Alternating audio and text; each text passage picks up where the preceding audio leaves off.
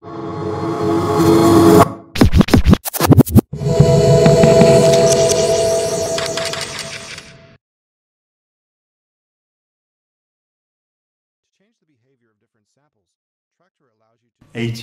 of the 171 people have been cleared for release. And you know what Rifkin just said on the radio? He said, oh yeah, well they've been cleared for release, but who knows what they'll do if we do release them, so we'd better just keep them.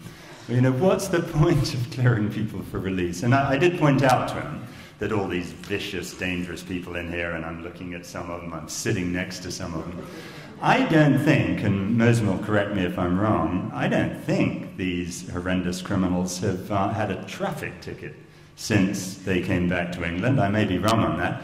If it's true, then I plead guilty to being vastly worse criminal than they are, because I'm afraid I did just the other day.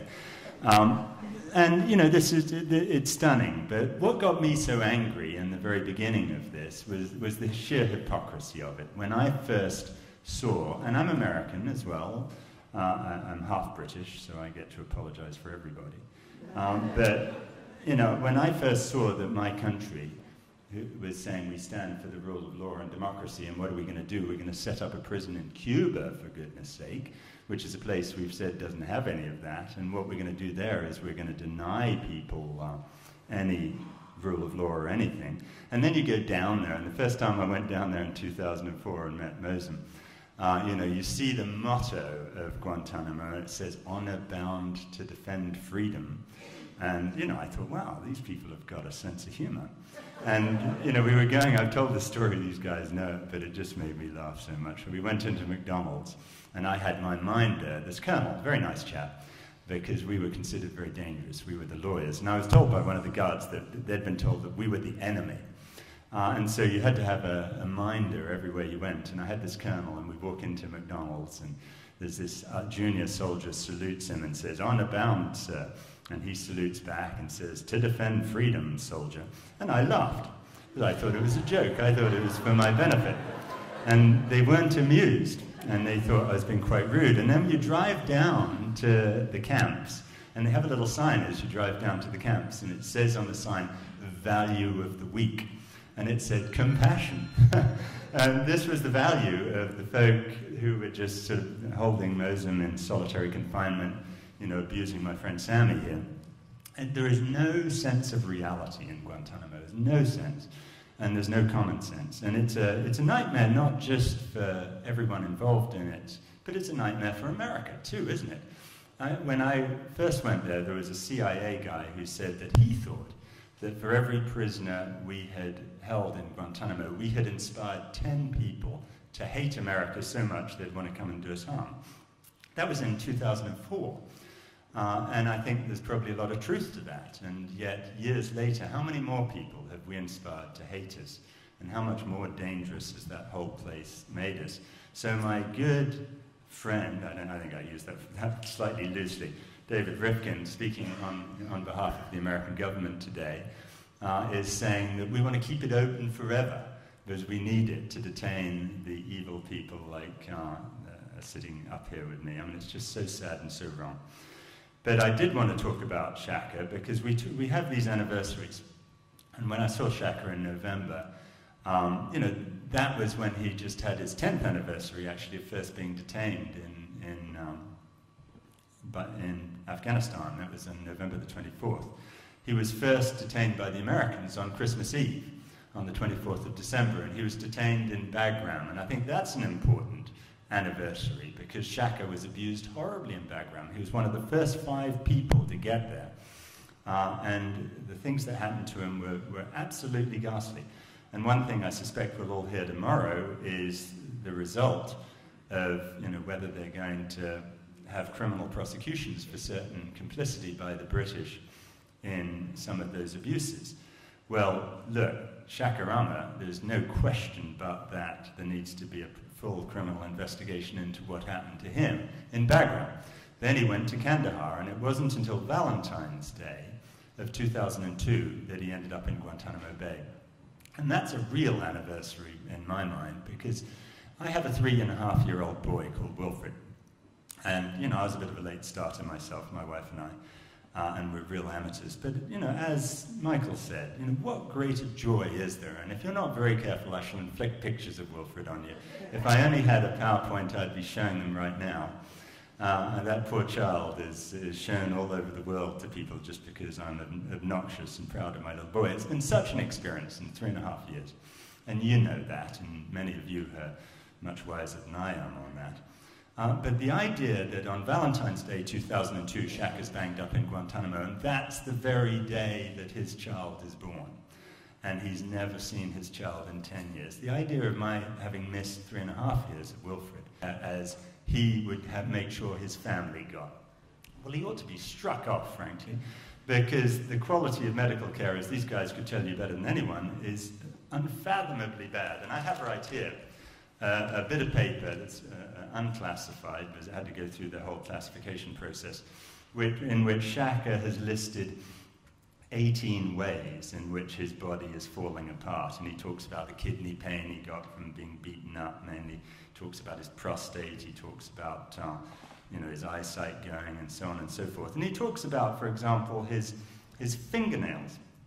Well, I saw his fingernails, and I held them, in fact, and they were orange, and his fingernails were falling apart, and as I put my fingernail into his, you could actually crumble it. It was horrifying. And, this is clearly a bacteria that's destroying his fingers, and that's meant to be okay. I mean, that's the least of his worries, frankly, compared to all the other things he's going through, but the concept that it's okay and he's getting good health care merely re-emphasizes the fact that the Americans need an NHS. But then they go on to say that conditions are wonderful in Guantanamo Bay too. And Shaka has now been in solitary isolation for, I think, probably longer than any other prisoner in Guantanamo. And he's now in Camp 5, Echo Block, which is their punishment area, where they're in solitary confinement in a place that looks a bit like your toilet, probably. Except their toilet's not really there, they just have a hole in the ground. And he's been held there for months and months and months. And they talk about how civilized and wonderful our whole system is. I've been to most death rows in America. I've spent many, many years working on death row.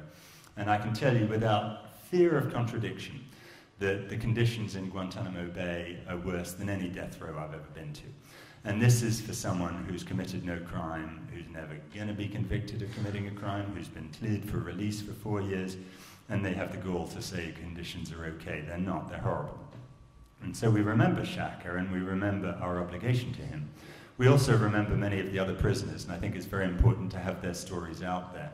And that's our obligation in terms of, Ahmed Belbacha, who lived down in Bournemouth for a while, and actually John Prescott gave him a tip one time because he was working in a hotel, and old Two Jags thought he'd done quite a good job cleaning up the room at the Labour Party conference, and so gave him a tip. We did approach Prescott to see if he would act as next friend for Ahmed and get him back to Britain, but he never replied. But, we've got to remember all of these people who are left in Guantanamo Bay and who we need to get out of them. We also need to understand a bit about why folk aren't being released. With Shaka, it was originally that the US wanted to send him to Saudi Arabia, and they wanted to do that because we have a First Amendment in America. We believe in free speech as long as it's not one of these people. And so what we wanted to do was make damn sure that we didn't send Shaka back to Britain, where he would give irritating interviews in the media about what's really going on in Guantanamo Bay. And we wanted to send him to Saudi Arabia so they could gag him. Now, that's not happened, thankfully.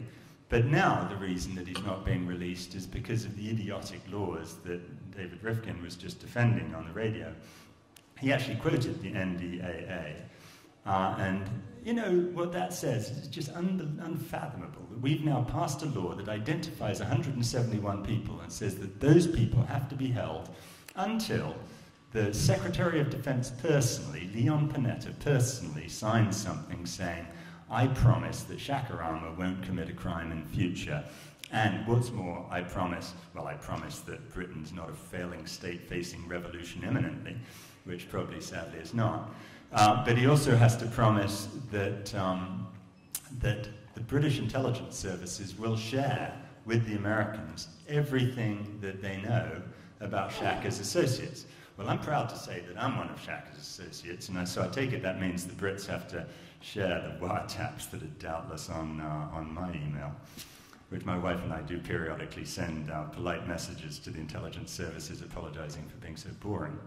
But, you know, these are the rules that prevent the United States right now, in theory, from releasing folk. But as Michael said, it's only in theory. In practice, if they had the moral courage to do it, they could do it. And they're only going to get that moral courage if we do our job. And I'm here to say that I don't feel I have done my job for the last few years. I think there are other people who I want to recognize, frankly, right here, with Reprieve, Corey and Tara and Courtney, who have been going to Guantanamo much more than I have.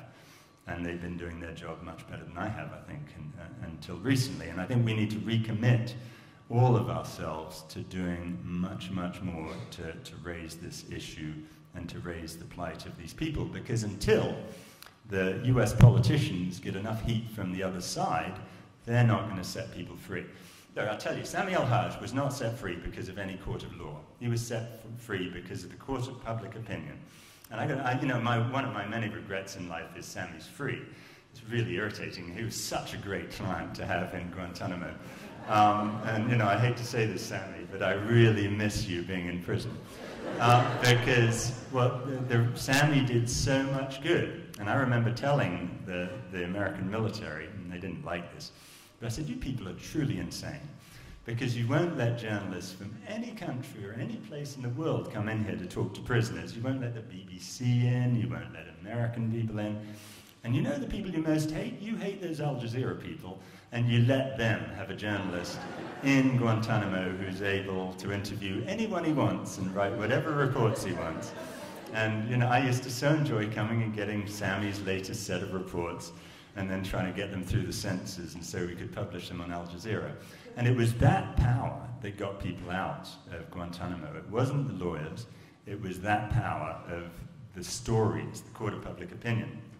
Now, I don't want to be all negative, because frankly, you know, Michael said a bit about how tough some of these things are. I don't think for me it's tough at all. I can't think, you know, I've had a few entertaining moments when they tried to bang me up, but frankly, they give you some good stories, particularly when with Shaka they tried to bang me up for supposedly smuggling underpants and Speedo swimming trunks into him. I got this letter, I thought, my goodness, is it April Fool's Day? I can't believe these people. And I wrote back to him saying, I'm going to give you some free legal advice, that if you think Shaka has got Speedo swimming trunks and you're afraid of him swimming, the only place he can swim is in his toilet. So all you have to do is put a little sign above it saying, we don't piss in your swimming pool, so please don't swim in our toilet. And that should solve the problem. You know, by and large, our job has been a huge privilege, and I don't think for one second that it's been hard on me. It hasn't. It's been wonderful, and some of the wonderful things has been some of the people up here who I've got to meet. And I wouldn't have met Sami, I wouldn't have met Mosem, I wouldn't have met Omar, I wouldn't have, you know, I wouldn't have had Bisha give me free meals whenever I turn around. I wouldn't have met all these folk here, and I'm immensely grateful for that. And I view the work, as they call it, I don't think it is work, but the work they call it of representing these people is a great privilege and a great joy. And I don't think that that is difficult in the least.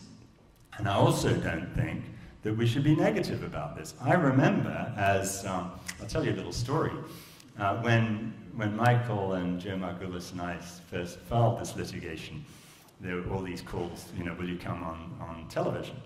And, you know, I was younger and even more stupid, and they knew better, and they said no, and so Joe said, Joe's normally as much of a media whore as I am, but he said, why don't you do it, Clive? And I should have been suspicious, because I should have known something was afoot. I said, fine, I'll go do it. So I went on this television channel, and they accused me of being a traitor 13 times in 5 minutes. And indeed, I did get some fantastic messages on my answering machine that night. But back then, in February 2002, the whole world was against us. And, you know, the most powerful person on earth was George Bush. All these people in Britain who think that now they're on our side, they weren't on our side then. I'll tell you, the media wouldn't do anything back then. No one would do anything positive back then.